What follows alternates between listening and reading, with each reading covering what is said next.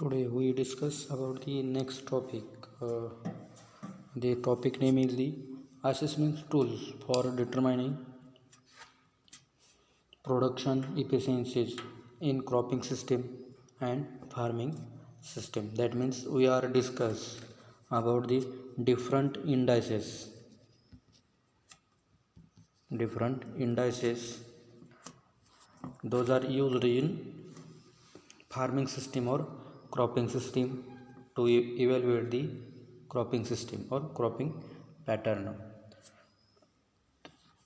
And by evaluating cropping pattern or cropping system by using different indices, cropping system it is consider or it is determined it is this cropping system it is beneficial or non-beneficial. That means it is helps to increase the yield of farmer uh, or profit of farmer, directly profit of indirectly profit of farmer. That means how cropping system it is helpful as well as beneficial to the farmer. It is evaluated by using or by calculating or by determining the different indices. So these indices are used to calculate or determine the beneficial or non-beneficial effect of cropping system on farmer or farmer's family. So here, before studying the different indices, we study about why the cropping system evaluation is required. So for in before sentence I say that these indices are used to determine the how cropping system is beneficial to farmer. Like that, this cropping evaluation of cropping system it is necessary or it is required to assess the system productivity maximization. That means how system, that means farming system or cropping system, it is helpful to increase the or maximize the productivity. That means how increase the yield or indirectly beneficial to farmer. Also next, to evaluate the resources use efficiency. That means different resources including the land, water, solar radiation, that means renewable and non-renewable resources. These resources how effectively used by farmer or during the cropping system or during cultivation of crops. So to evaluate the resources use efficiency, the cropping system evaluation is necessary. Next one, to assess the ability to use input and their impact on environment. That means during use of different resources during the cropping system or crop production, at that time these different resources or outside resources they affect on environment or they not affect on environment. To determine this concept, that means effect on environment or positive or negative effect on environment, the cropping system evaluation is necessary.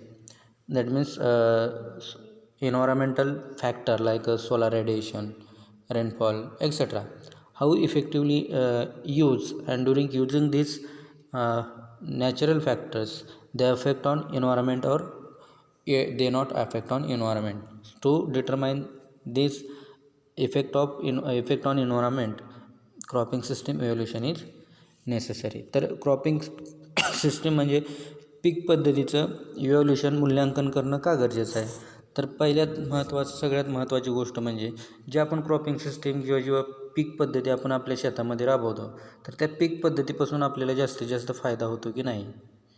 Productivity मॅक्झिमायझेशन म्हणजे जास्तीत जास्त शेतकऱ्याला फायदा होतो की नाही हे determine करण्यासाठी किंवा याचा अभ्यास करण्यासाठी क्रॉपिंग सिस्टीम इव्हॅल्युएशन करणं गरजेचं आहे.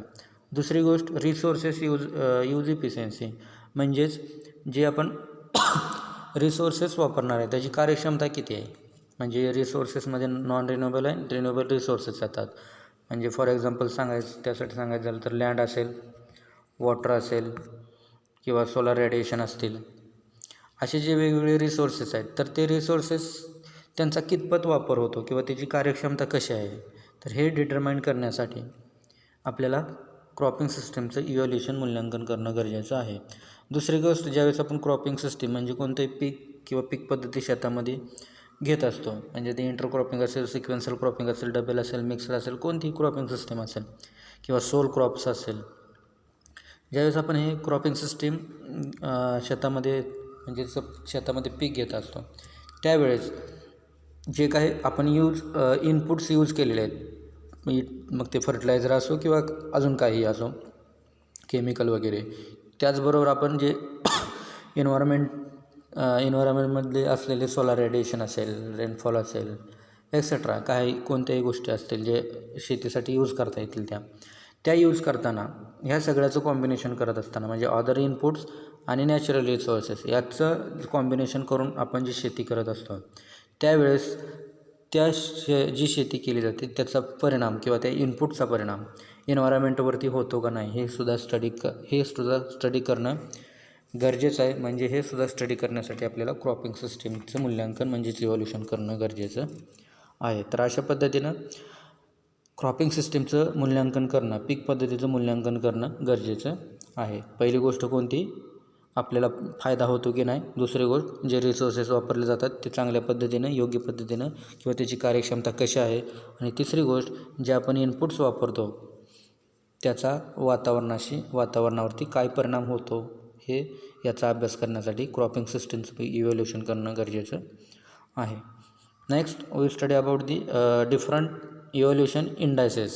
The conventional indices used in evaluation of cropping system. That means the different indices they used for the cropping system or evaluation of cropping system. There are several indices or different tools. Several indices or several tools are used to evaluate the cropping system with their interference to land, and the indices are the land equivalent ratio, crop equivalent yield, area time equivalent ratio, relative crowding coefficient, aggressivity, competition ratio, cropping intensity, cropping index, multiple cropping index, relative cropping intensity index, also cropping intensity, also diversify intensity or diversify index.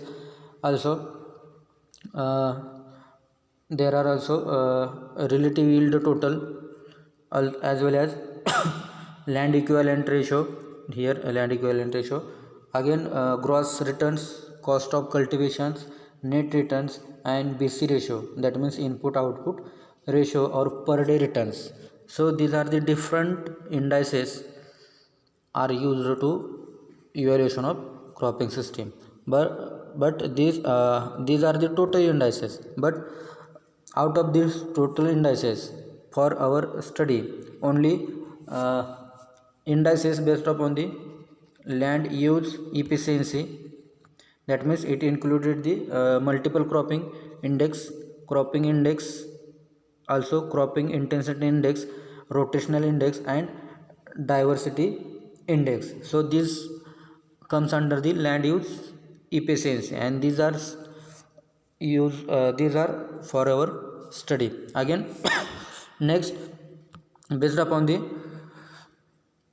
biological potential, that means yield related also, and these biological potential related indices, in that comes first one crop equivalent yield, after that land equivalent ratio, and next one relative yield total.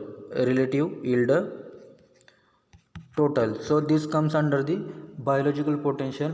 And last one, that means third type of indices based on the economic criteria or economic ability. In that, first gross returns, next one cost of cultivation, third one net returns, Fourth one, BC ratio, and fifth one is the per day in returns or per day incomes. So these are the different indices based upon the economic criteria or economic ability. These different indices are for your study. म्हणजे आपण जे काय पाहिले की आत्ता भरपूर जे आहेत डिफरंट इंडायसेस आहेत जे क्रॉपिंग सिस्टीम स्टडी करण्यासाठी किंवा इव्होल्युशन करण्यासाठी जे इंडायसेस कोणकोणते, land equivalent ratio, crop equivalent yield, area time equivalent ratio, relative crowding coefficient, aggressivity, competition ratio, cropping intensity, cropping index, त्यानंतर cropping intensity index, multiple cropping index, relative cropping intensity index, त्याचबरोबर अजून आहे ते म्हणजे rotational index, त्याचबरोबर diversity index, त्याचबरोबर अजून पाहायला गेलं तर gross returns, cost of cultivation, net returns, benefit cost ratio, त्यालाच इनपुट आउटपुट रेशो असं पण म्हणतात, त्याचबरोबर पर डे रिटर्न्स किंवा पर डे इन्कम्स, असे वेगवेगळे जवळपास आपल्याला 13 इंडायसेस स्टडी करायचे आहेत. जवळपास 13पेक्षा जास्तच आहेत, परंतु या टोटल इंडायसेसपैकी आपल्याला फक्त 13 इंडायसेस काय करायचे आहेत, स्टडी करायचे आहेत. ते 13 इंडायसेस आपल्याला सिलेबसला आहेत आणि ते इंडायसेस डिफरंट क्रायटेरियानुसार काय केले जातात, विभागले जातात. त्याच्यामध्ये पहिला क्रायटेरिया आहे based upon land use efficiency. Based upon land use efficiency म्हणजे याच्यामध्ये काय केली जाते, लँड किती अवेलेबल आहे आणि त्याच्यापैकी किती कल्टिवेट केली, याच्या आधारे लँड यूज इफिशियन्सीच्या आधारे काय केले जाते, क्रॉपिंग क्रॉपिंग सिस्टीमचे डिफरंट इंडायसेस काय केलेले आहेत, डिवाईड केलेले आहेत. तर त्याच्यामध्ये पहिला आहे मल्टिपल क्रॉपिंग इंडेक्स, त्याच्यामध्ये दुसरा क्रॉपिंग इंटेन्सिटी इंडेक्स, त्याला CII असं म्हटलं जातं. त्यानंतर तिसरा आहे क्रॉपिंग इंटेन्सिटी आणि चौथा आहे क्रॉपिंग इंडेक्स. त्याचबरोबर पाचवा आहे ह्याच्यामध्ये रोटेशनल इंटेन्सिटी आणि त्यानंतर सहावा आहे डायव्हर्सिटी इंडेक्स. तर असे 6 कशाच्या बेसिसवरती आहेत, लँड यूज इफिशियन्सी. त्यानंतर दुसरा पार्ट आहे different indices based upon the biological potential. तर याच्या आधारे साधारणतः 3 इंडायसेस याच्या अंडर येतात. त्याच्यामध्ये पहिला आहे क्रॉप इक्विव्हॅलंट यील्ड, दुसरा लँड इक्विव्हॅलंट यील्ड आणि तिसरा आहे रिलेटिव्ह यील्ड टोटल. तिसरा कोणता, रिलेटिव्ह यील्ड टोटल म्हणजे RYT. हा झाला दुसरा प्रकार. तिसऱ्या प्रकारामध्ये म्हणजेच बेस्ड अपॉन दी इकॉनॉमिक क्रायटेरिया और इकॉनॉमिक ॲबिलिटी. याच्यामध्ये जे आहेत त्याच्यामध्ये सुरुवातीला येतं ग्रॉस रिटर्न, दुसरा आहे कॉस्ट ऑफ कल्टिवेशन, तिसरा आहे नेट रिटर्न्स, चौथा आहे बेनिफिट कॉस्ट रेशो म्हणजे त्याला आपण BC रेशो असं म्हणतो, आणि पाचवा आहे पर डे रिटर्न और पर डे इन्कम. तर हे साधारणतः 1 2 3 4 5 हे 5 कशाच्या अंडर खाली येतात, तर इकॉनॉमिक क्रायटेरिया किंवा इकॉनॉमिक ॲबिलिटी. जे आता आपण जे इकॉनॉमिक क्रायटेरिया किंवा इकॉनॉमिक ॲबिलिटी जे पाहणार आहेत हे इंडायसेस, तर हे टोटल इंडायसेस तुम्ही ऑलरेडी इकॉनच्या कोर्समध्ये शिकलेला असाल.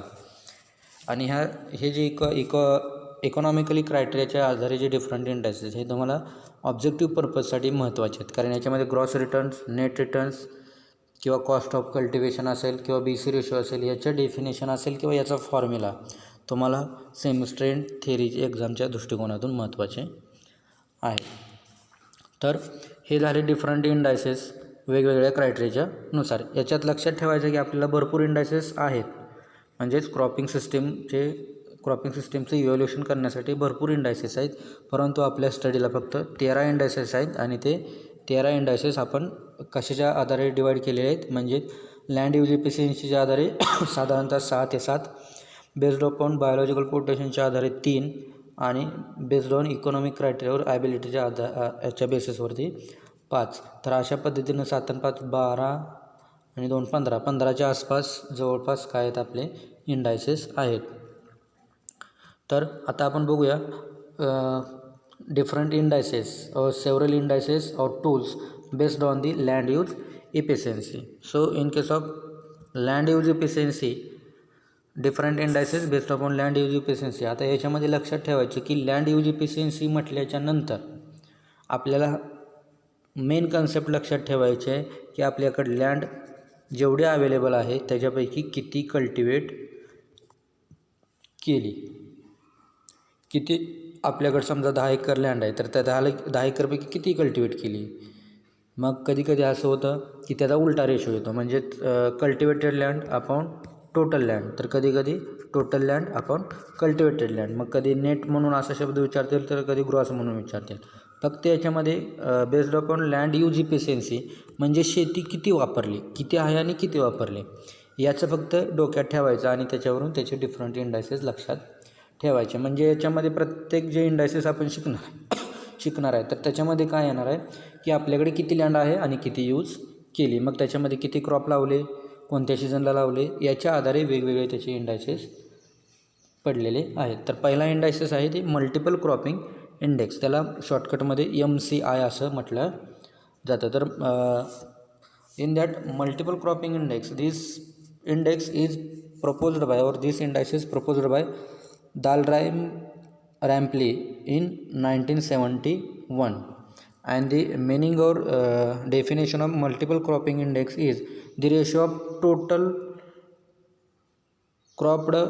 total area cropped in a year to the land area available for cultivation, and it is expressed in percentage. That means how many area is available to cultivate the crops, and out of that how many area is used to cultivate the crop. म्हणजे थोडक्यात काय की आपल्याकडे शेती किती available आहे आणि त्याच्यापैकी त्या शेतकऱ्याने किती वापरली याचा रेशो, आणि रेशो म्हटल्यानंतर आपण त्याला मल्टिपल बाय 100 घेतो. तर याला काय म्हणायचं, मल्टिपल क्रॉपिंग इंडेक्स. त्याला काय म्हणायचं, मल्टिपल क्रॉपिंग इंडेक्स. आता याच्या शब्दामध्येच आहे बघा, मल्टिपल आणि क्रॉपिंग म्हणजेच काय, मल्टिपल क्रॉपिंग. मल्टिपल क्रॉपिंग म्हणजेच काय की 2 किंवा 2पेक्षा जास्त पिकं घेतली, एक किंवा एकपेक्षा जास्त किंवा 2 किंवा 2पेक्षा जास्त पिकं घेतल्यानंतर आपण त्याला मल्टिपल हा शब्द वापरतो. म्हणजेच वेगवेगळे पिकं, different crops cultivated and harvested in single year. तर जेवढे काही क्रॉप्स घेतलेले आहेत, फॉर एक्झाम्पल समजा खरीपमध्ये, रब्बीमध्ये आणि समरमध्ये असे 3 सीझनमध्ये क्रॉप्स घेतले, तर त्या 3 सीझनमध्ये किती क्रॉप घेतले, म्हणजे खरीपमध्ये समजा 2 क्रॉप घेतले, रब्बीमध्ये शॉर्ट ड्युरेशनचं पाण्याची कमतरता आहे म्हणून समजा एकच घेतला, आणि समरमध्ये फॉलो ठेवलं, किंवा पाणी अवेलेबल असेल तर ग्राउंडनट घेतलं, पण समजा फॉलो ठेवलं, तर या ठिकाणी टोटल क्रॉप्स किती येणार, 2 + 1 3 येणार. आणि आपल्याकडे एरिया किती अवेलेबल आहे त्याला डिवायडेड बाय जेवढा काही एरिया आहे त्या पद्धतीनं. तर त्याला काय म्हटलं जातं, तर मल्टिपल क्रॉपिंग इंडेक्स. म्हणजे आता एक दुसरी डेफिनेशन आहे या ठिकाणी, हे लक्षात घ्या. ही काय म्हणते, multiple cropping index means this sum of area planted to different crops and harvested in single year divided by the total cultivated area times. म्हणजे तिन्ही सीझनमध्ये आपण जेवढे काही क्रॉप्स घेतले त्या क्रॉपची बेरीज करायची आणि डिवायडेड बाय त्याला टोटल एरिया. म्हणजे फॉर एक्झाम्पल आपले आता हे आता याचा फॉर्म्युला बघा, MCI is equal to summation of NI is equal to 1AI divided by A into 100. तर या ठिकाणी समेशन ऑफ N काय दाखवतं, numbers of crop, total numbers of crop. AI is the area occupied by the ith crops, आणि AI म्हणजे काय, तर area occupied by the crops, and A is the total area available for the cultivation. हा झाला त्याचा formula. पण आता ह्याच्यामध्ये आपण एक एक्झाम्पल घेऊया, आणि खाली एक वाक्य म्हणतं आहे बघा की it is similar to cropping intensity. म्हणजे क्रॉपिंग इंटेन्सिटी जे आहे त्याच्या ते आणि हे एकच आहे. तर क्रॉपिंग इंटेन्सिटी म्हणजेच काय, तर क्रॉपिंग इंटेन्सिटीमध्ये ratio of total cropped area to the net cultivated area, ratio of total cropping area to the net cultivated area and multiple by 100. म्हणजेच मी तुम्हाला काय सांगितलं की समर, खरीप आणि रब्बी याच्यामध्ये जेवढे काय क्रॉप्स आहेत तर हे समजा 10 एकर आपल्याकडे शेती आहे, तर टोटल आली आपली या ठिकाणी 10.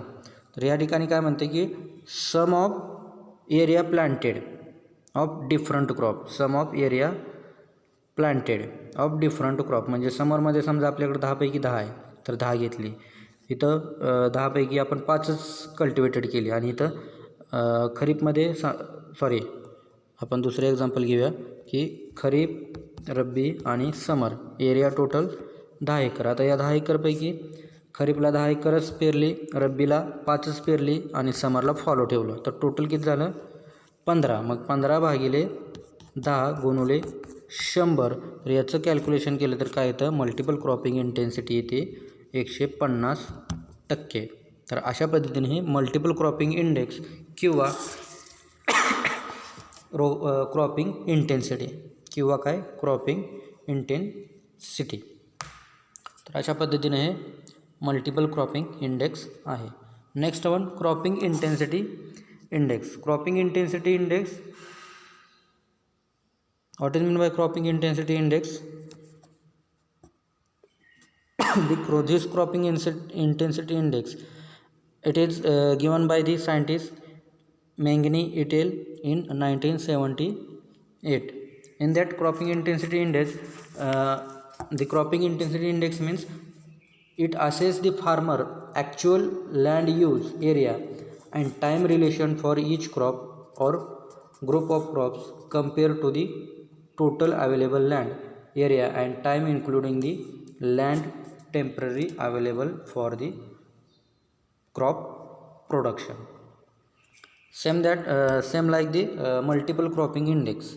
In that cropping intensity index, how much crops or how much area is cultivated in different season, how much area is cultivated in different season and divided by total or net area. म्हणजेच या ठिकाणी काय की तर या ठिकाणी हे example पहा. ही एक्झाम्पल पाहिल्यानंतर तुम्हाला कळून जाईल की क्रॉपिंग इंटेन्सिटी इंडेक्स म्हणजे CII म्हणजेच काय gross cropped area to the net cropped area. म्हणजे साध्या आणि सोपे डेफिनेशन काय, the cropping intensity index it is the ratio of gross cropped area to the net cropped area multiple by 100. म्हणजेच काय तर आपल्याकडे टोटल एरिया किती कल्टिवेट केला आहे, टोटल एरिया किती कल्टिवेट केला आहे म्हणजे खरीप, रब्बी आणि समरमध्ये किती कल्टिवेट केला आहे त्याला डिवायडेड बाय नेट एरिया म्हणजे आपल्याकडे किती अवेलेबल आहे त्याला डिवाईड करायचं. आता एक्झाम्पलसाठी खाली पहा, if a farmer is having 10 hectare net cultivated area how much 100 hectare and he is growing crops throughout year that means kharif, rabi and summer on the total area of 26 hectare. म्हणजे आपल्याकडे काय की 10 hectare area आहे, परंतु ते काय म्हणतात की टोटल एका वर्षात साधारणतः 26 हेक्टर एरिया काय केलेला आहे कल्टिवेट केलेला आहे. मग तो कसा, तर त्यांनी काय केलेला आहे 10 हेक्टर आहे त्या शेतकऱ्यांनी काय केले 10 हेक्टर आहे तर त्याच्यामध्ये खरीपमध्ये 10 हेक्टर केला, रब्बीमध्ये 10 हेक्टर केला आणि समरमध्ये 6 केला. म्हणजे काय झालं 10 + 10 + 6 तर टोटल किती झालं 26. तर हा 26 काय आपला तर ग्रॉस क्रॉप्ड एरिया आहे. काय आहे तो ग्रॉस क्रॉप्ड एरिया आणि नेट क्रॉप्ड एरिया किती आहे 10 आहे.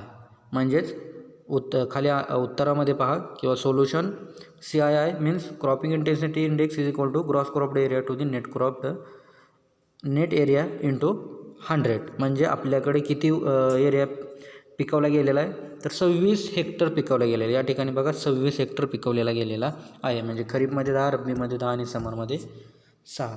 तर हे किती झाले 26 आणि आपल्याकडे अवेलेबल किती आहे कल्टिवेशनसाठी 10 हेक्टर आहे. म्हणजे 26 भागिले 10 गुणुले 100 तर साधारणतः उत्तर किती येतं 260%. तर याच्यामध्ये काय लक्षात ठेवायचं आहे की आपल्याकडे अवेलेबल किती आहे आणि तो आपण कोणत्या सीझनला किती वापरला आहे. म्हणजे खरीपमध्ये किती टोटल 10 हेक्टर आहे तर 10 हेक्टरपैकी खरीपमध्ये किती पेरला, रब्बीमध्ये किती पेरला आणि समरमध्ये किती पेरला.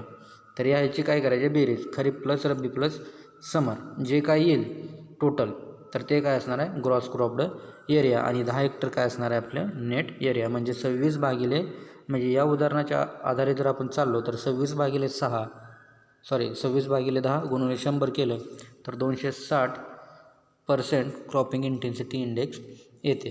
आणि क्रॉपिंग इंटेन्सिटी इंडेक्स आणि क्रॉप लँड इक्विव्हॅलंट इंडेक्स हे काय आहे जवळपास सेमच आहेत.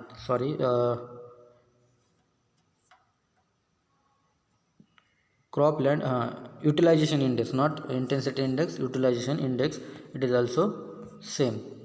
So this is about the cropping intensity index. Next one, cropping intensity and rotational intensity. Here cropping intensity is the percentage ratio of gross cropped area to the net cropped area. In simple, GCA means gross cropped area to the net cropped area multiple by 100. म्हणजेच या ठिकाणी काय की आपल्याकडं total किती cropped area आहे आणि त्याच्यापैकी आपण किती कल्टिवेट केलेला आहे, किती क्रॉप्ड एरिया आहे आणि त्याच्यापैकी किती कल्टिवेट केलेला आहे. तर याला काय म्हटलं जातं क्रॉपिंग इंटेन्सिटी असं म्हटलं जातं. तर हे क्रॉपिंग इंटेन्सिटी हे तुम्हाला MCR आणि साधारणतः तसं पाहायला गेलं तर MPSCसाठी सुद्धा महत्त्वाची आहे. MCRला याच्यावरती असं क्वेश्चन विचारू शकतात क्रॉपिंग इंटेन्सिटीवरती ती करंट क्रॉपिंग इंटेन्सिटी किती आहे, मग ती इंडियाची असेल किंवा महाराष्ट्राची असं विचारलं जाऊ शकतं. तर त्यावेळेस ज्यावेळेस तुम्ही MCRची एक्झाम द्याल त्यावेळेस किंवा ज्यावेळेस तुम्ही लास्ट इयरला असाल त्यावेळेस मात्र MCR असेल किंवा ICR असेल ज्यावेळेस एक्झाम द्यायला जाल त्याच्या अगोदर क्रॉपिंग इंटेन्सिटी इंडियाची आणि महाराष्ट्राची बघून जायचे. जर नाही बघितलं माहीत नसेल तर 1 मार्क जाण्याचे चान्सेस आहेत. MCRला 0.50 आहे किंवा 0.50 मार्क जाण्याचे चान्सेस आहेत. तर क्रॉपिंग इंटेन्सिटी म्हणजेच काय, it is the ratio of total cropped area to the net cultivated area. म्हणजेच gross cropped area to the net cropped area. म्हणजे आपल्याकडे किती एरिया आहे आणि आपण किती कल्टिवेट केलेला आहे याचा ratio. Gross cropped area, total cropped area, net cultivated area, किती कल्टिवेट केलेला आहे तो. तर याला मल्टिपल बाय 100. तर याला काय म्हटलं जातं क्रॉपिंग इंटेन्सिटी असं म्हटलं जातं. तर या शॉर्टकट या फॉर्म्युल्यावरून लक्षात ठेवा GCA divided by NCA expressed in percentage. म्हणजेच GCA म्हणजे काय sum of area under cultivation in different season and total land area available for cultivation. या फॉर्म्युल्यावरून याला मल्टिपल बाय 100 अशा पद्धतीने इंटेन्सिटी इंडेक्स झाला. त्याच्यानंतर आपण पाहणार आहे इंटेन्सिटी ऑफ रोटेशन किंवा रोटेशनल इंटेन्सिटी. रोटेशनल इंटेन्सिटी किंवा इंटेन्सिटी ऑफ रोटेशन याच्यामध्ये काय किंवा याची डेफिनेशन किंवा मिनिंग काय, it is the ratio of numbers of crops grown in field to the years of rotation. It is the ratio of numbers of crops grown in field to the years of rotation. म्हणजे एका वर्षात किती rotation घेतले किंवा किती crops rotation केलं तर त्याला काय म्हटलं जातं इंटेन्सिटी ऑफ रोटेशन किंवा रोटेशनल इंटेन्सिटी. याचं आपण एक उदाहरण घेऊया म्हणजे तुम्हाला ते कळेल. तर रोटेशनल इंटेन्सिटीचा फॉर्म्युला काय, numbers of crops grown in field to the years of rotation into 100. तर एक्झाम्पलसाठी पहा आपण एका वर्षात म्हणजे खरीपला मेज घेतला, रब्बीला पोटॅटो घेतला आणि समरचा ओनियन म्हणजे उन्हाळी कांदा लावला इरिगेटेड लँडमध्ये. तर याच्यामध्ये रोटेशन किती झाले म्हणजे किती क्रॉप घेतले, खरीपमध्ये 1, रब्बीमध्ये 1 आणि समरमध्ये 1. तर अशा पद्धतीने आपले 3 रोटेशन झाले. आणि जे टोटल किती वर्षात तर एका वर्षात म्हणजे 3/1 गुणिले 100 हे काय झालं आपलं रोटेशनल इंटेन्सिटी. म्हणजे आन्सर किती येणार 300%. आता हे 300% आन्सर कसं आलं हे साध्या आणि सोप्या भाषेमध्ये तुम्हाला कळालं असेल की जेवढे काही क्रॉप्स आपण एका वर्षात घेतलेले आहेत त्याची काय करायची आपल्याला बेरीज करायची आहे. म्हणजे खरीपमध्ये 1 घेतलं तर हे 1, रब्बीमध्ये 1 घेतलं तर हे 1 आणि समरमध्ये 1 घेतलं तर हे टोटल किती झाले क्रॉप्स. म्हणजे साध्या आणि सोप्या भाषेमध्ये नंबर्स ऑफ क्रॉप्स ग्रोन और cultivated in 1 year divided bye years of rotation. म्हणजेच एका वर्षात आपण 3 क्रॉप घेतले तर त्या 3 क्रॉपला एका वर्षानं म्हणजे 1नं भागायचं आणि मल्टिपल बाय 100. तर मग आन्सर काय येणार 300% रोटेशनल इंटेन्सिटी. म्हणजे याच्यात साधं आणि सोपं, जेवढे क्रॉप्स आपण एका वर्षात घेतले त्याला डिवायडेड बाय 1. म्हणजे या ठिकाणी 3 क्रॉप घेतले तर 3 येणार. सपोज तुम्ही असंच 3 म्हणजेच समजा खरीप रब्बी समर असे हे एक या वर्षी घेतलं आणि दुसऱ्या वर्षी पुन्हा खरीपमध्ये तुम्ही सॉर्गम घेतलं, रब्बीमध्ये व्हीट घेतला आणि समरमध्ये ग्राउंडनट घेतला. तर हे क्रॉप किती झाले, हे 3 प्लस हे 3 किती झाले 6 झाले. परंतु वर्ष या ठिकाणी किती वर्ष 2 होत आहेत, कारण एका वर्षी आपण मेज पोटॅटो आणि ओनियन घेतला, दुसऱ्या वर्षी सॉर्गम व्हीट आणि ग्राउंडनट घेतला. म्हणजे 6 क्रॉप हे किती वर्षात 2 वर्षात गुणुले 100. तर आन्सर किती येणार 13. तर आन्सर पुन्हा 300% येणार. तर अशा पद्धतीने ही रोटेशनल इंटेन्सिटी आहे. So this is about the rotational intensity. Next one, diversity index. In case of diversity index, this index is suggested by Strout in 1975 and Wang and Yu in 1975. Strout 1975 आणि Wang and Yu 1975 या शास्त्रज्ञांनी diversity index हा काय केलेला आहे, express केलेला आहे किंवा डिटरमाइन केलेला आहे किंवा हा सजेस्ट केलेला आहे. तर डायव्हर्सिटी इंडेक्स म्हणजे काय, it is major the multiplicity of crops or farm products which are planted in single year by computing the reciprocal sum of square of the share of gross revenue received from each individual farm enterprises in single year. तर याच्यामध्ये हे काय म्हणतं आहे की आता या ठिकाणी याचा फॉर्म्युला बघा. तर DI म्हणजेच काय, 1/, sum of square of the share of gross revenue received from crop or enterprises in a single year. खाली त्याचं सिम्बॉलिकली दिलेलं आहे. DI is equal to 1 divided by summation of N, I is equal to 1 in bracket YI summation ब्रॅकेटमध्ये YI summation N 1 I is equal to 1 YI bracket complete square. तर याच्यामध्ये काय की N काय हा टोटल नंबर्स ऑफ एंटरप्राइजेस, म्हणजे त्याच्यामध्ये crops असेल किंवा अलाइड एंटरप्राइजेस कोणताही असेल, आणि YI म्हणजे gross revenue of the I enterprises, gross revenue of the I enterprises produced within a year. तर याच्यामध्ये थोडक्यात काय की समजा हा डायव्हर्सिटी इंडेक्स म्हणजे काय, तर सपोज 1 वर्ष, तर एका वर्षात आपण क्रॉप्स आणि लाईव्हस्टॉक याचं काय केलेलं आहे कॉम्बिनेशन केलेलं आहे, याचं काय केलेलं आहे कॉम्बिनेशन केलेलं आहे. तर आपण क्रॉप्सचं जे काय यील्ड येणार आहे आणि ह्याचं लाईव्हस्टॉकचं जे काय यील्ड येणार आहे, तर याचं बेरीज करून याचं काय करायचं आहे आपल्याला स्क्वेअर घ्यायचं आहे, म्हणजेच डबल घ्यायचं आहे. थोडक्यात स्क्वेअर घ्यायचं आहे म्हणजेच जेवढा काही याचं रेव्हेन्यू असेल किंवा जेवढा काही इन्कम असेल, तर रेव्हेन्यूमध्ये क्रॉपमध्ये आपण त्याला महसूल असं म्हणतो, रेव्हेन्यू म्हणजे महसूल. पण या ठिकाणी काय आहे लँड रेव्हेन्यूसुद्धा आपल्याला इन्क्लूड करायचा आहे. ज्या ठिकाणी आपण लाईव्हस्टॉक बांधतो आहे तिथला जो गोठा असेल त्या गोठ्याचा जेवढी काही लँड असेल त्याचा लँड रेव्हेन्यू आणि क्रॉप ज्या ठिकाणी कल्टिवेटेड केले त्याचा लँड रेव्हेन्यू, म्हणजे थोडक्यात त्याला मराठी भाषेत म्हणजे गावाकडल्या भाषेत घसारा असं म्हणतात. लँड रेव्हेन्यू म्हणजे काय घसारा किंवा त्याची झीज, त्या जमिनीची झीज. तुम्ही इकॉनॉमिक्समध्ये शिकला असाल लँड रेव्हेन्यू. तर त्या सगळ्यांची बेरीज करून म्हणजे 2 एंटरप्राइजेस असेल क्रॉप आणि लाईव्हस्टॉक, याचं जे काही प्रोडक्ट्स आहे किंवा याचं जे काही इन्कम आहे, तर त्याचा टोटल प्रोडक्टची काय करायचं आहे बेरीज करायची आणि त्याला स्क्वेअर, त्याचाच काय घ्यायचं आहे आपल्याला स्क्वेअर घ्यायचा आहे.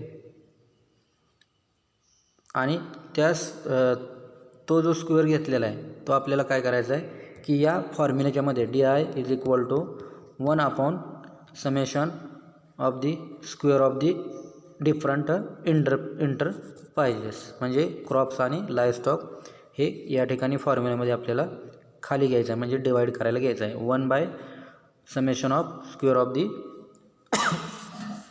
Product of the different enterprises. तर ते दिलेल्या व्हॅल्यू या फॉर्म्युलामध्ये टाकल्यानंतर आपल्याला काय होतो, DI इंडेक्स म्हणजेच डायव्हर्सिटी इंडेक्स भेटतो. तर याच्यामध्ये लक्षात एवढं ठेवा की 1/समेशन of square of enterprises products of enterprises including the revenue gross revenue. तर अशा पद्धतीने हे डायव्हर्सिटी इंडेक्स आहे. त्याच्यानंतर नेक्स्ट आहे बेस्ड अपॉन बायोलॉजिकल इंडेक्स. तर बायोलॉजिकल इंडेक्समध्ये आपल्याला लक्षात ठेवायचं आहे की यील्ड बेसिसवरती काय केलेलं आहे, क्लासिफिकेशन किंवा इंडायसेस क्लासिफाय केलेले आहेत. So in case of first crop equivalent yield. So what is mean by crop equivalent yield? This crop equivalent yield it is the yield of different intercrops are the converted into equivalent yield of the any one crops. Yield of the different intercrops are converted into yield of or equivalent yield of different enterprises or one crop based upon the price of product, and the equivalent crop equivalent yield is calculated by using this formula. Here CEY means crop equivalent yield is equal to summation of n I is equal to 1 in bracket yi into ei. Here yi is equal to yield of the ith computer, that means x component, and ei means the price of the x crops. तर याच्यामध्ये आपल्याला काय करायचं आहे की mix soul क्रॉपिंगच्या ऐवजी intercropping असेल किंवा मिक्सर क्रॉपिंग असेल तर कशी बेनिफिशियल ठरणार आहे याचा स्टडी करायचा आहे. मग याच्यामध्ये आपल्याला काय करावं लागेल, किंवा याच्यामध्ये असं सांगितलं आहे त्याने की तुम्ही सोल क्रॉप घ्या किंवा इंटरक्रॉप घ्या किंवा मिक्स क्रॉप घ्या. तर त्याचं कन्वर्जन काय करायचं की सोल क्रॉप जर समजा आपण इंटरक्रॉप घेतलं तर इंटरक्रॉपनुसार आपल्याला सोल क्रॉपचं उत्पन्न किती येईल. म्हणजे फॉर एक्झाम्पल समजा आपण रेड ग्राम आणि सॉर्गम, म्हणजे थर्ड सेमेस्टरला शिकलो आपण की ड्रायलँड ॲग्रिकल्चरमध्ये सॉर्गम प्लस रेड ग्राम किंवा बाजरा प्लस रेड ग्राम ही इफिशियंट इंटरक्रॉपिंग सिस्टीम आहे. म्हणजेच काय केलं आपण की इंटरक्रॉपिंग घेतलं, म्हणजेच सॉर्गम आणि रेड ग्राम म्हणजेच तूर घेतली. तर समजा आपल्याला जर सॉर्गम आणि तुरीचं उत्पन्न जे आलं आहे तर त्याच्यावरती आपल्याला किती इन्कम भेटणार, टोटल इन्कम किती भेटणार.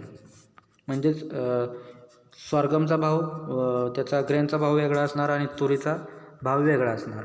परंतु याच्यामध्ये आपल्याला काय करायचं आहे की हे दोन आपण घेतलं म्हणजे काय इंटरक्रॉपिंग घेतल्यानंतर किती टोटल इन्कम येतो आणि ह्याच्याऐवजी सोल क्रॉप जर घेतलं तर सोल क्रॉपमधून आपल्याला किती इन्कम भेटतो, टोटल किती इन्कम भेटतो याचं कंपॅरिझन करून आपल्याला काय करायचं आहे, सोल क्रॉपिंग जास्त फायदेशीर आहे की इंटरक्रॉपिंग जास्त फायदेशीर आहे आपल्याला कॅल्क्युलेट करायचं आहे. मग याच्यामध्ये हे कॅल्क्युलेट करत असताना कोणतंही एक क्रॉप घ्यायचं, मेन क्रॉप समजायचं. ते समजा सॉर्गम आपण मेन क्रॉप समजलं तर सॉर्गमची मार्केटची प्राईस आपल्याला याच्यामध्ये ग्राह्य धरावी लागणार आहे. तर त्या सॉर्गमच्या प्राईसवरून आपल्याला सुद्धा दुसऱ्या इंटरक्रॉपिंगमध्ये जे समजा रेड ग्राम घेतलं तर त्या रेड ग्रामची प्राईस आपल्याला त्याच्यापासून येणारा इन्कम काढायचा आहे आणि त्याच्यावरून ठरवायचं आहे की सॉर्गम सोल क्रॉपिंगला जास्त उत्पन्न देतं का सॉर्गम प्लस तूर म्हणजेच रेड ग्रामला आपल्याला जास्त उत्पन्न म्हणजे शेतकऱ्याला फायदेशीर पडतं. तर हे आपल्याला याच्यामध्ये शिकायचं आहे. तर याच्यासाठी आपण एक उदाहरण बघूया. हा फॉर्म्युला तर लक्षात ठेवाच. तर आपल्याला या ठिकाणी क्रॉप इक्विवॅलंट यील्ड म्हणजेच काय करायचं आहे, तर आधी आपल्याला इक्विवॅलंट यील्ड आपल्याला प्रत्येक क्रॉपचं काढून घ्यायचं आहे. म्हणजे इंटरक्रॉपिंगमध्ये 2 क्रॉप्स आपण घेतो सॉर्गम प्लस तूर, तर सॉर्गमचं आणि तुरीचं वेगवेगळं काढून घ्यायचं आणि नंतर आपल्याला सॉर्गम प्लस तूर असं कॉम्बिनेशन करून ते काय होणार आहे, क्रॉप इक्विवॅलंट यील्ड होणार आहे. म्हणजेच yield of the total system होणार आहे. पण सुरुवातीला आपल्याला इक्विवॅलंट यील्ड काढून घ्यायचं आहे. तर आपण एक उदाहरण बघूया, त्याच्यानुसार आपल्याला समजेल की क्रॉप इक्विवॅलंट यील्ड म्हणजे काय, किंवा ते इंटरक्रॉपिंग शेतकऱ्याला जास्त फायदेशीर आहे की सोल क्रॉपिंग शेतकऱ्याला जास्त फायदेशीर आहे. तर याच्यामध्ये उदाहरण पहा. पहिलं या ठिकाणी उदाहरण, if the yield of sorghum and red gram in intercropping, कशामध्ये इंटरक्रॉपिंग आंतरपीक पद्धतीमध्ये, is the 3600 kg per hectare respectively. म्हणजेच ज्वारी आणि तूर आंतरपीक जर घेतलं तर त्याच्यामध्ये ज्वारीचं उत्पन्न 3,000 किलो प्रति हेक्टर येतं आणि तुरीचं उत्पन्न किती येतं 600 किलो प्रति हेक्टर. हे झालं इंटरक्रॉपिंगमध्ये. And the total yield in intercropping system is expressed as a sorghum equivalent yield. म्हणजेच सॉर्गमची प्राईस आपल्याला ग्राह्य धरून काय करायचं आहे, इक्विव्हॅलंट यील्ड काढायचं आहे by knowing the price of each product. And suppose the price of sorghum is 6 rupees per kg and red gram is 12 rupees per kg. तर याच्यामध्ये आपल्याला काय म्हणतं आहे की ज्यावेळेस आपण शेतकऱ्याने इंटरक्रॉपिंग केली तर त्या इंटरक्रॉपिंगमध्ये सॉर्गमचं 3,000 kg प्रति हेक्टर आणि तुरीचं 600 kg प्रति हेक्टर असं उत्पन्न आलं आहे. तर याच्या बेसिसवरती काय काढायला सांगितलं आपल्याला की सॉर्गम इक्विव्हॅलंट यील्ड ग्राह्य धरून, म्हणजेच इक्विव्हॅलंट यील्ड आणि शेवटी सिस्टीमचं इक्विव्हॅलंट यील्ड काढायला सांगितलं आहे. पण त्याच्यामध्ये आपल्याला काय सांगितलं आहे की त्यांनी प्राईस ऑफ सॉर्गम म्हणजेच बाजारभाव, थोडक्यात या ठिकाणी ज्वारीचा आणि तुरीचा मार्केट म्हणजे बाजारातील भाव सांगितला प्रति किलोला. तर सॉर्गमचा 6 रुपये प्रति किलो आणि रेड ग्राम म्हणजे तुरचा 12 रुपये प्रति किलो या पद्धतीनं असा रेट आहे. तर त्याच्या आधारे काय करायचं आहे आपल्याला इक्विव्हॅलंट यील्ड काढायचा आहे. तर इक्विव्हॅलंट यील्ड म्हणजेच काय, तर इक्विव्हॅलंट यील्ड म्हणजेच yield of crop into price of crop divided by price of crop. तर मग सॉर्गमच्या बाबतीत यील्ड इक्विव्हॅलंट म्हणजेच काय, तर yield of crop into price of crop divided by price of crop. तर आपण सॉर्गमचं उदाहरण घेतलं तर सॉर्गमचा इक्विव्हॅलंट यील्ड कसा काढायचा, तर फॉर्म्युलाचा यूज करून. तर या ठिकाणी फॉर्म्युला बघा, yield of sorghum into price of sorghum divided by price of sorghum. तर यील्ड आपल्याला किती सांगितलं आहे सॉर्गमचं 3,000 प्रति हेक्टर, प्राईस किती सांगितले 600 kg 6 रुपये, सॉरी 600 नाही 6 रुपये प्रति kg, 6 रुपये पर kg and divided by price of sorghum म्हणजेच 6. तर फॉर्म्युल्यामध्ये 3,000 यील्ड, प्राईस किती आहे 6, 3,000 गुणिले 6 डिवायडेड बाय 6. तर आन्सर किती येतं 3,000 kg येते. आन्सर किती येते, सॉरी 3,000 kg असं त्याचं यील्ड येते. त्याच्यानंतर नेक्स्ट आहे तुरीचं. या ठिकाणी तुरीचं घेताना आपल्याला यील्ड ऑफ तूर और yield of red gram into price of red gram and divided price of sorghum. आता तो मग कन्फ्युजन झालं असेल की या ठिकाणी प्राईस ऑफ सॉर्गम कसं काय घेतलं, कारण आपल्याला या ठिकाणी काय सांगितलं आहे की express as a sorghum equivalent yield by knowing the price of each product. म्हणजे सॉर्गम जर आपण सॉर्गमची प्राईस गृहीत धरून काय करायचं आपल्याला यील्ड इक्विव्हॅलंट काढायचा आहे. म्हणजेच म्हणून या ठिकाणी प्राईस ऑफ सॉर्गम घेतलेली आहे. म्हणजे थोडक्यात या ठिकाणी काय की जर आपण या ठिकाणी काय केलं की सॉर्गमच्या प्राईसनुसार आपल्याला 3,000 kg यील्ड येत आहे. तर सॉर्गमचाच प्राईसचा आधार धरून तुरीचं उत्पन्न किती आहे, तर एवढं येईल साधारणतः 600 kg आलं आहे. परंतु याच्यामध्ये मार्केटची व्हॅल्यू जर आपण पकडली कशाची, सॉर्गमची आणि रेड ग्रामची, तर सॉर्गमपेक्षा रेड ग्रामची व्हॅल्यू जास्त आहे. म्हणून या ठिकाणी ती व्हॅल्यू मार्केट व्हॅल्यू घेतली आणि या ठिकाणी जे आपलं सोल क्रॉप जर आपण समजा घेतलं कोणतं सॉर्गम, तर ते सॉर्गमची व्हॅल्यू या ठिकाणी घेतलेली आहे. या ठिकाणी आपण एक सोल क्रॉप कोणतं घेतो आहे त्याची आपल्याला प्राईस घ्यायची आहे मार्केट प्राईस आणि ती डिवायडेड करायचे, त्या प्राईसनं टोटल यील्ड डिवायडेड करायचं आहे. म्हणजेच या ठिकाणी काय आलं आपलं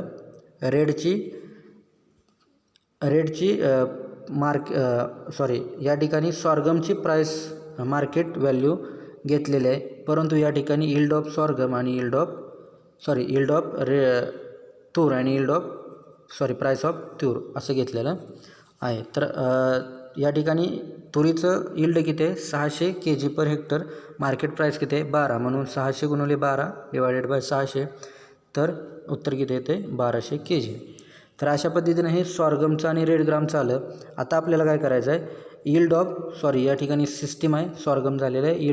इक्विवॅलंट यील्ड ऑफ सिस्टीम या ठिकाणी सॉर्गमचं प्लस रेडग्रामचं घ्यायचं आहे. तर सॉर्गमचं किती आलेलं आहे 300 आलेलं आहे आणि रेडग्रामचं 1200, म्हणजे टोटल किती आलं 4200 kg. म्हणजेच या ठिकाणी आपल्याला काय इंडिकेट होतं किंवा काय इव्हॅल्युएशन होतं किंवा डिटरमाइन होतं की सॉर्गम प्लस तूरचं जर आपण उत्पन्न घेतलं तर आपल्याला 1200 kg उत्पन्न मिळतं.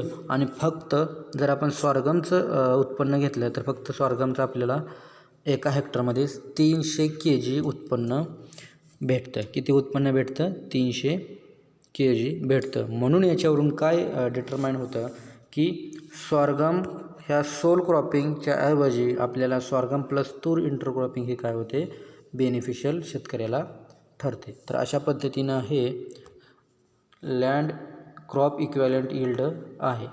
आता याच्यानंतर आहे land equivalent yield. So the land equivalent is the total land area required under pure crop to the same yield obtained in the intercropping system. So this land equivalent yield, it is the most frequently used in efficient indicator. हे तुम्हाला ऑब्जेक्टिव्हसाठी महत्त्वाचं ठरेल वाक्य कोणतं. This is the means land equivalent ratio LER is the most frequently used efficient indicator म्हणून याचा जास्तीत जास्त काय केला जातो वापर केला जातो. कशाचा लँड इक्विवॅलंट रेशो. आणि land equivalent ratio means the relative land area under sole crop that would be required to produce that equivalent yield under the mixed or intercropping system at the same level of management.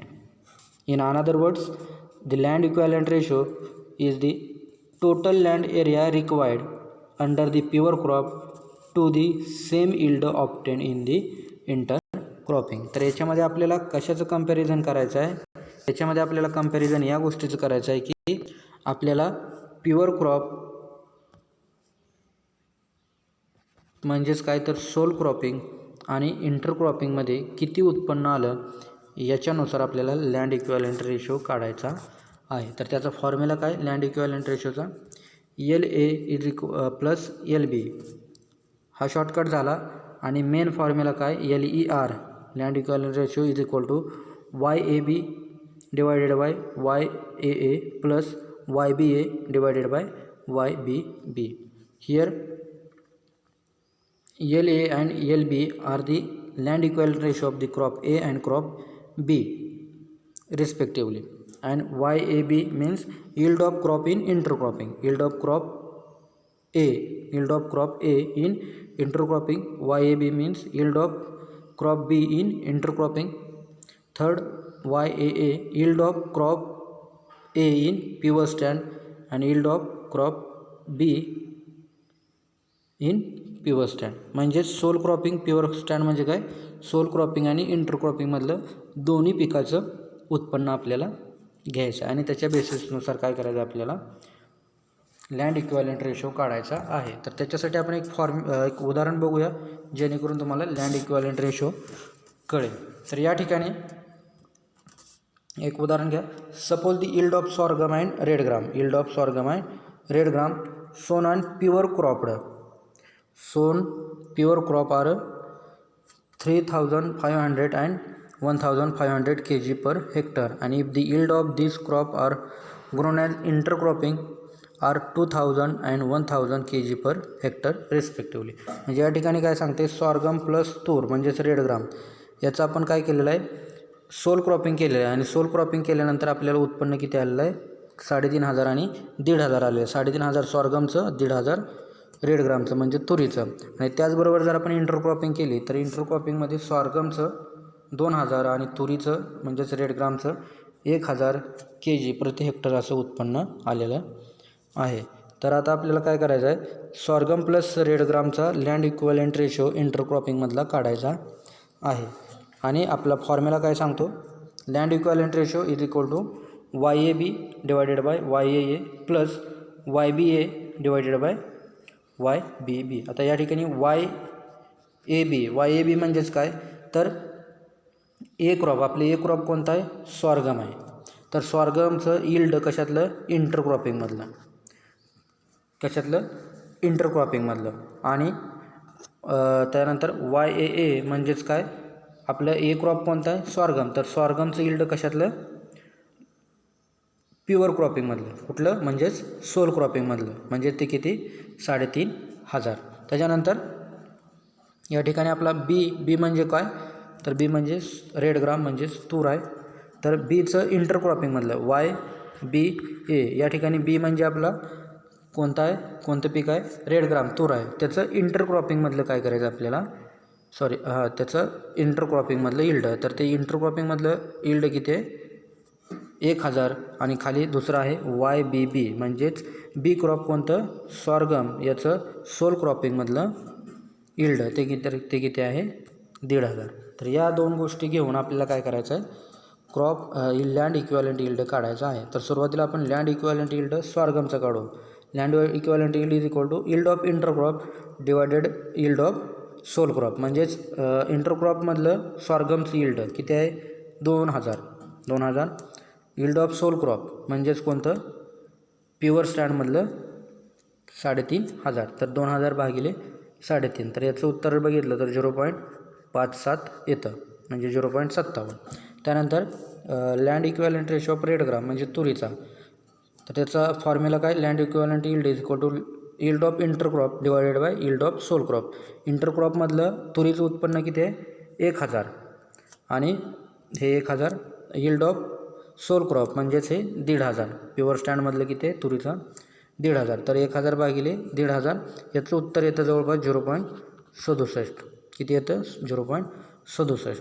म्हणजे हे ह्या जरी value घेऊन LER काढला किंवा हे जो formula दिला आहे वाय ए बी आपलं काय आलं Y A B divided by Y A A, तर आपलं हे 2,000 भागिले 3,500 आणि दुसरं म्हणजेच हे आणि plus Y B A divided by Y B B म्हणजेच काय तर हे आपल्याला land equivalent ratio of red gram म्हणजेच 1,000 भागिले 1,500 याचा जरी गुणाकार वगैरे म्हणजे भागाकार केला तर उत्तर किती येतं 123 येतं. किती येतं 1.23. तर याच्यावरून काय इंडिकेट होतं की याच्यावरून असं इंडिकेट होतं आपण या ठिकाणी आपल्याला लँड इक्विव्हॅलेंट रेशोच्या आधारे LERच्या आधारे म्हणजेच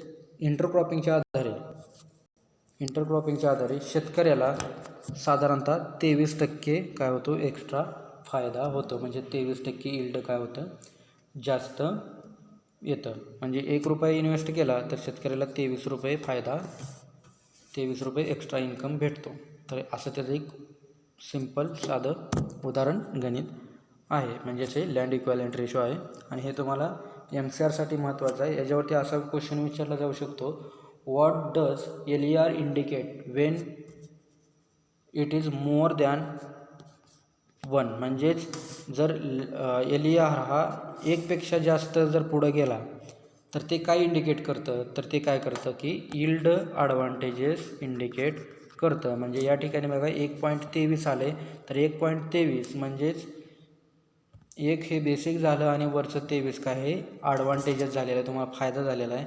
म्हणजे 23% जास्त यील्ड तुमचं शेतीतलं इंटरक्रॉपिंगमधनं आलेलं आहे, त्या शेतकऱ्याला भेटलं आहे. तर अशा पद्धतीनं हे काय आहे लँड इक्विव्हॅलेंट रेशो. त्यानंतर नेक्स्ट पाहणार आहेत आपण relative yield total. So relative yield total it is used in a replacement series of intercropping. This sentence or statement is also important. This use in replacement series. What use relative yield total? This indices it is used in relative series of intercropping and it indicate whatever the crops when grown in the mixed population has produced more or less yield than expected in sole stand. म्हणजेच काय की याच्यामध्ये soul क्रॉपिंगमध्ये जे आपण yield घेणार आहे ते yield आपण जे क्रॉप सोल क्रॉपिंगमध्ये घेणार आहे तेच क्रॉप आपण इंटरक्रॉपिंगमध्ये घेतलं तर ते आपल्याला जास्त फायदेशीर ठरणार आहे. तर ते आपल्याला जास्त फायदेशीर ठरणार आहे, असा त्या रिलेटिव्ह यील्ड टोटलचा अर्थ होतो. In another words, relative yield total means it is the mixture yield of component crops expressed as the portion of its yield as a sole crop from the same replacement series is relative yield of crop, and the sum of the relative yield of component is called as the relative yield total. तर याच्यामध्ये एवढंच लक्षात ठेवा की आपण soul क्रॉपिंगमध्ये जे आपण crop घेणार आहे त्याच्यापासून जेवढं काही यील्ड येणार आहे त्याच्यापेक्षा जास्त यील्ड आपल्याला इंटरक्रॉपिंगमध्ये येणार आहे. म्हणजेच ह्या टोटल इंडायसेस आपल्याला काय इंडिकेट करतात की सोल क्रॉपिंगपेक्षा इंटरक्रॉपिंग कधीही चांगली, कारण याच्यामध्ये क्रॉप फेलर असेल या गोष्टी होत नाही, कारण याच्यावरचा खर्चसुद्धा वाचतो. आपण ते इंटरक्रॉपिंगमध्ये शिकलेलो आहे की कसं इंटरक्रॉपिंग सोल क्रॉपिंगपेक्षा महत्त्वाचं किंवा मोनोक्रॉपिंगपेक्षा महत्त्वाचं आहे. तर रिलेटिव्ह यील्ड टोटलचा फॉर्म्युला काय, RYT is equal to YAB plus YBA divided by YAA plus YBA. तर आपण पाठीमागं काय पाहिलं होतं की YAB divided by YAA plus YBA divided by YBB हे आपण पाहिलं होतं लँड इक्विव्हॅलेंट रेशोमध्ये. तर आता आपल्याला काय पाहायचं आहे की YAB plus YBA divided by YAA plus YBB म्हणजेच intercropping divided by sole cropping, intercropping divided by sole cropping, but it is the summation of two crops. म्हणजेच त्याच्यामध्ये आपण सॉर्गमचं आणि तुरीचं वेगवेगळं LER काढला होता. तर या ठिकाणी सॉर्गम प्लस तूर इंटरक्रॉपिंग, सॉर्गम प्लस तूर सोल क्रॉपिंग असं आपल्याला घ्यायचं आहे. तर याच्यामध्ये YAB indicate the yield of the components A soul crop. YAA म्हणजे हा खालचा. तर काय तर की सोल क्रॉपिंगमधलं एक क्रॉप म्हणजे फॉर एक्झाम्पल सॉर्गमचं सोल क्रॉपिंगमधलं उत्पन्न. या ठिकाणी YBB yield of component B is a sole crop म्हणजे फॉर एक्झाम्पल तुरीचं सोल क्रॉपिंग म्हणजे एकच तुरीचं पीक लावलेलं आहे तर त्याचं येणारं उत्पन्न. त्यानंतर YAB yield of component A as a intercropping म्हणजे या ठिकाणी सॉर्गमचं इंटरक्रॉपिंगमधलं यील्ड तूर प्लस तूर आणि सॉर्गमचं इंटरक्रॉपिंग घेतलेलं आहे त्यातलं सॉर्गमचं यील्ड. आणि YBA म्हणजे yield of component B that means tur as a intercropping in a a म्हणजेच तुरीचं इंटरक्रॉपिंगमधलं यील्ड. या चार गोष्टी आपल्याला माहीत असणं गरजेचं आहे. या चार गोष्टी माहीत असतील तर आपण हे रिलेटिव्ह यील्ड टोटल म्हणजे YRT काढता येईल. तर त्यासाठी एक उदाहरण पाहूया आपण. See here one example. Suppose the mixture of Stylo and Anjan grass is grown as 1:1 proportion 1:1 ratio that is the 50% of sole crops population both crops. However, when they grow in a pure stand at 100% plant population, their yield is the 10 and 8 ton per hectare respectively. That means in sole cropping the yield of stylo is 10 hectare and yield of anjan grass is 10 ton per hectare. And next content, the yield of stylo and anjan at 50% population, that means in mixture, that means intercropping, 6 ton per hectare for stylo and 4 ton per hectare in anjan grass. And therefore the corresponding yield in pure stand, it is 12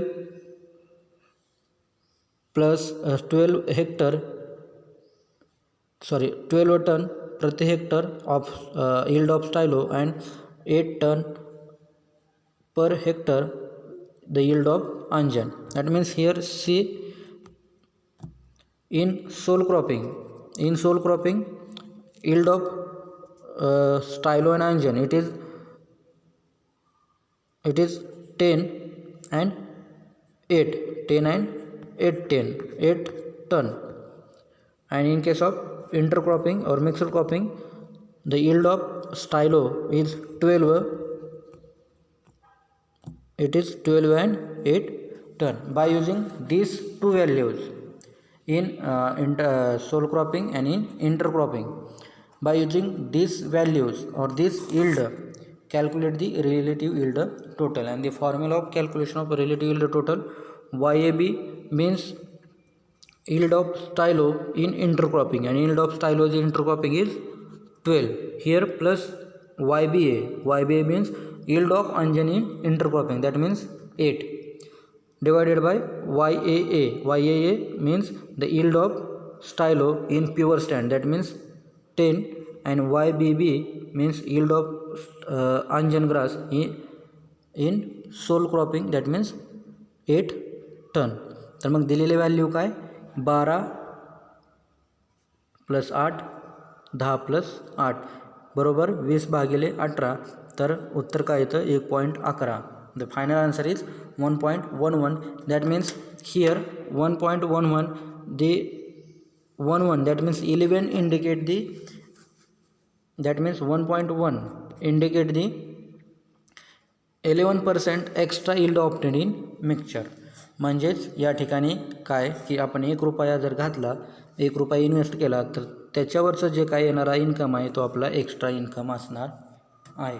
तर या ठिकाणी आपण हे या उदाहरणानं किंवा या एक्झाम्पलनं पाहिलं. तर या एक्झाम्पलमध्ये काय होतं बघा की यील्ड रिलेटिव्ह टोटलचा फॉर्म्युला काय होता, स्टायलोचं आंतरपीक पद्धतीतील उत्पन्न, त्याचबरोबर अंजनग्रासचं आंतरपीक पद्धतीतील उत्पन्न भागिले स्टायलोचं मोनोक्रॉपिंग म्हणजे एका पिकामधलं, म्हणजे सिंगल पीक घेतलं तर त्याचं उत्पन्न, आणि अंजनग्रासचं एक पीक घेतलं तर त्याचं उत्पन्न.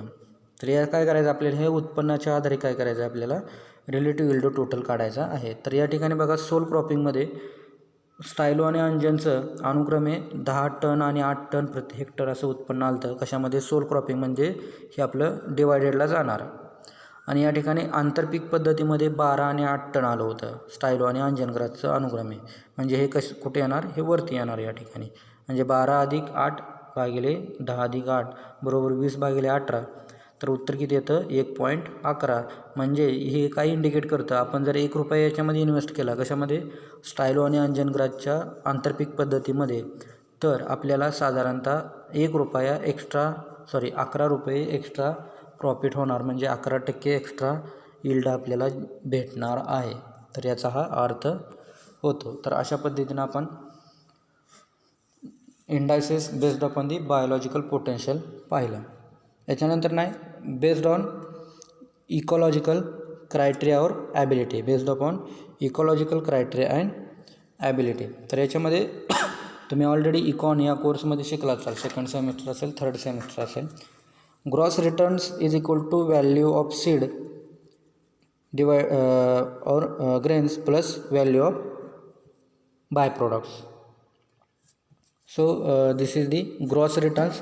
म्हणजे मी डायरेक्ट आता काही गोष्टी न सांगता डायरेक्ट काय करतो की ज्या इकॉलॉजिकल क्रायटेरियानुसार जे इंडायसेस आहेत त्याच्या डेफिनेशन सांगतो, ज्या ऑलरेडी तुम्हाला झालेल्या आहेत इकॉनमध्ये. म्हणजेच gross return income it is the value of seed or grain plus value of by products. For example, suppose sorghum crops, the total yield obtained from the sorghum, that means the value of seed grain, and the byproducts, that means the fodder of sorghum, the value of fodder of sorghum. म्हणजे या ठिकाणी आपण sorghum जर घेतला तर सॉर्गमचं जे धान्य आपल्याला भेटणार आहे, म्हणजे त्याच्यापासून जे यील्ड भेटणार आहे, यील्ड या ठिकाणी ग्रेन्स फक्त आपण बघूया, सीड किंवा ग्रेन्स. तर त्याची मार्केटची प्राईस, समजा मार्केटची प्राईस आपण पाठीमागं पाहिली 6 रुपये प्रति के जी होती, तर आपल्याला उत्पन्न किती आलं होतं 3,000 kg प्रति हेक्टर असं आलं होतं. आणि आपण बाय प्रोडक्टचा जर विचार केला तर बाय प्रोडक्ट याच्या 50% धरून चालला, तर समजा 1,500 किंवा 1,500 kg, तर टोटल उत्पन्न किती झालं आपलं 3,000 प्लस 1,500, तर 4,500 रुपये हे आपला काय झाला ग्रॉस रिटर्न्स झाला. तर ग्रॉस रिटर्न म्हणजे काय की main products plus by product, value of main products plus value of by products, it is known as the gross returns. Next one, cost of cultivation. Cost of cultivation means the total expenditure incurred for raising of crop from preparation of land to the marketing or transporting or bagging of the fruits. Total required money it is comes under in cost of cultivation. म्हणजेच शेतीची नांगरणी करण्यापासून ते bagging किंवा त्याचं त्या food प्रॉडक्ट्सचं packaging करण्यापर्यंत विकेपर्यंत जेवढा काही खर्च येतो तो सगळा खर्च म्हणजे काय तर टोटल कॉस्ट ऑफ कल्टिवेशन किंवा कॉस्ट ऑफ कल्टिवेशन असं त्याला म्हटलं जातं. म्हणजेच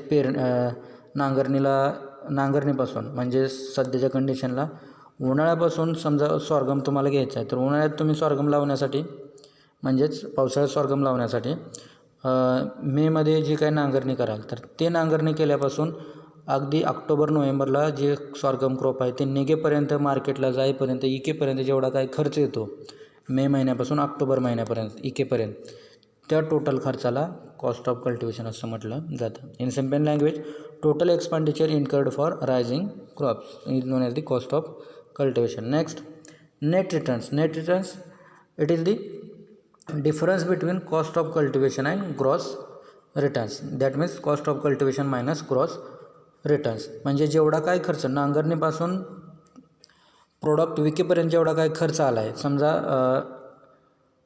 टोटल खर्च cost of cultivation minus gross returns net returns.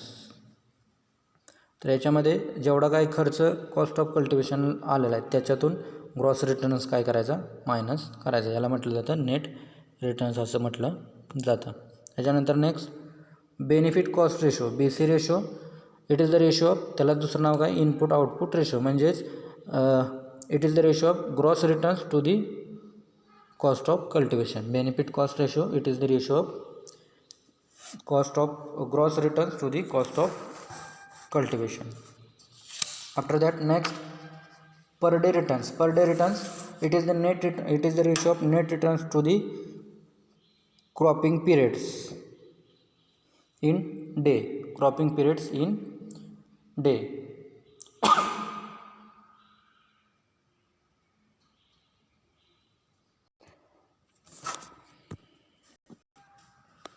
Cropping periods per day. म्हणजे समजा सॉर्गमचं आपल्याला साधारणतः नेट रिटर्न्स या ठिकाणी तुम्हाला नेट रिटर्न्स सांगताना इथं थोडंसं चुकीचं झालेलं आहे. तर याचं काय नेट रिटर्न्स म्हणजे काय gross returns minus cost of cultivation. Gross returns minus cost of cultivation म्हणजेच या ठिकाणी काय समजा आपल्याला ग्रॉस रिटर्न्स म्हणजे आपल्याला टोटल इन्कम किती आहे तर इन्कम समजा आपला 1,00,000 रुपये इन्कम आला आहे. किती आला आहे 1,00,000 रुपये इन्कम आलेला आहे आणि आपल्याला झालेला खर्च आहे साधारणतः 60,000. किती 60,000. तर आपलं उत्पन्न म्हणजे नेट रिटर्न्स किती येणार आहे आपल्याला उत्पन्न किती असणार आहे तर ते प्रॉफिटमध्ये आपण असणार आहे 40,000. हे उदाहरण घेतलं. हे काय घेतलं आपण उदाहरण घेतलेलं आहे. तर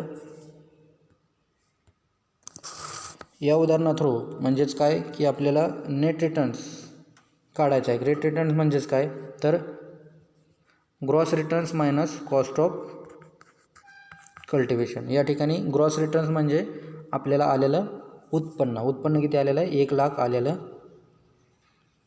आहे. 1,00,000 आपल्याला उत्पन्न आलेलं आहे आणि टोटल खर्च किती झाला आपला 60,000 झालेला आहे. तर 60,000 भागिले 1,00,000 भागिले 60,000 तर आपलं नेट इन्कम किती आला 40,000. हा काय झाला आपला नेट इन्कम. या ठिकाणी 1,00,000 आपला ग्रॉस रिटर्न्स आहेत म्हणजे आलेला टोटल इन्कम आहे आणि कॉस्ट ऑफ कल्टिवेशन आपले एकूण झालेला खर्च नांगरणीपासून पाक ह्याच्यापर्यंत म्हणजे पूर्ण पीक विकेपर्यंत तो जो खर्च आहे तो 60,000.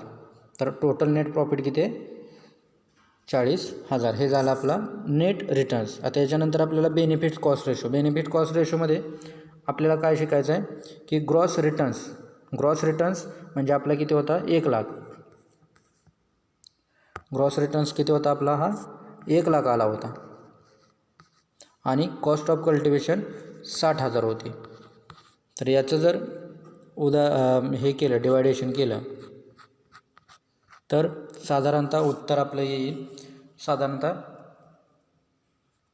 1.66 समथिंग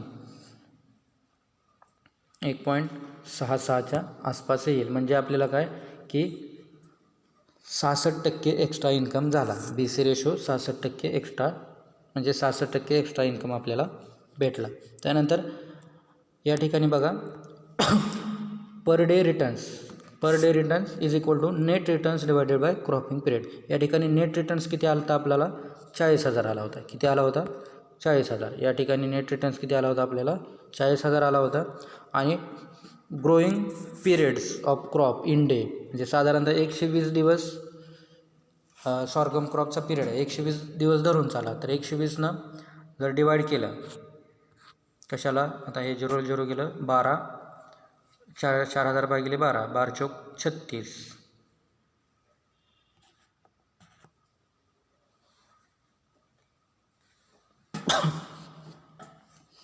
12 चौक 36, पुन्हा 12 चौक म्हणजे जवळपास पर डे साधारणतः 450 रुपयेच्या आसपास, 450 रुपये आपल्याला त्या शेतकऱ्याला रिटर्न भेटतो. म्हणजे त्याचा इन्कम त्याला भेटतो. साधारणतः किती? दिवसाचे 440 रुपये, म्हणजे 450 ते 500च्या दरम्यान त्यांना तेवढा इन्कम भेटतो.